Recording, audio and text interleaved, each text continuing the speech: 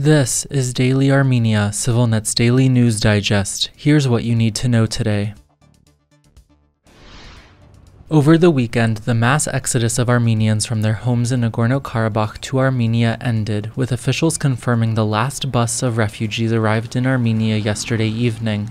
The total number of people who have fled from Nagorno-Karabakh in the past week now stands at 100,514. That represents nearly all of Nagorno-Karabakh's population, with only a small team of Armenians reportedly remaining in the region to search for missing people. It is understood a small group of senior Nagorno-Karabakh officials is also still there. An Al Jazeera reporter who gained entry to Nagorno-Karabakh over the weekend described Stepanakert, the capital, as a ghost town with no soul. Most of the people displaced from Nagorno-Karabakh traveled to Armenia in their own vehicles, many of them only with whatever belongings they could wear on their backs or fit in their cars. Almost all of them are malnourished after living under near total blockade for more than 9 months.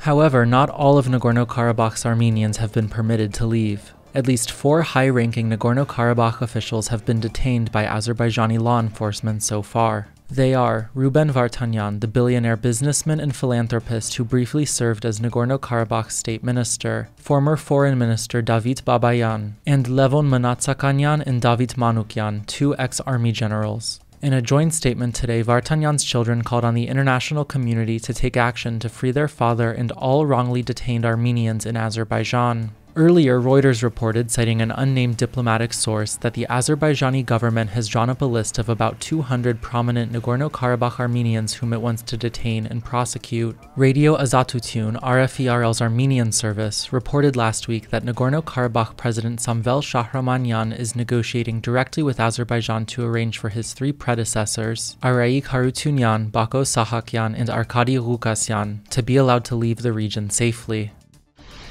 In related news, Azerbaijani news sites reported today that prosecutors had finished their preliminary investigation into the case of Agif Khachaturian, a Nagorno-Karabakh resident who was detained in July during a medical evacuation. That suggests Khachaturian's trial will begin imminently. Khachaturian was detained by Azerbaijani guards as he tried to leave Nagorno-Karabakh in a medical convoy organized by the International Committee of the Red Cross. He had been scheduled to undergo heart surgery in Armenia. Baku has accused Khachaturian of committing war crimes during the First Nagorno-Karabakh War in the early 1990s, charges that his relatives in Yerevan have dismissed as baseless.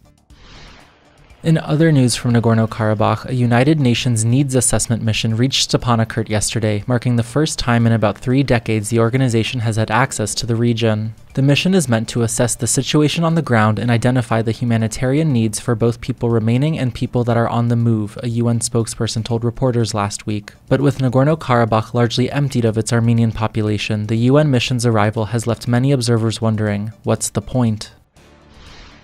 Back here in Yerevan, the city is preparing for the arrival of Catherine Colonna, France's foreign minister, tomorrow. Colonna is scheduled to hold talks with high-ranking officials, including Prime Minister Nikol Pashinyan, and meet with people forcibly displaced from their homes in Nagorno-Karabakh. In a statement, Paris said Colonna's visit is meant to show France's support for Armenia's sovereignty and territorial integrity, and will include negotiations on concrete measures to strengthen cooperation with the Armenian authorities in all areas. Last week, Colonna said France plans to open a consulate in Syunik, becoming the 3rd country after Iran and Russia to establish or announce plans to establish a permanent diplomatic presence in Armenia's strategically vital southernmost region. It was not immediately clear where in Syunik the consulate would be located, nor when it would be opened.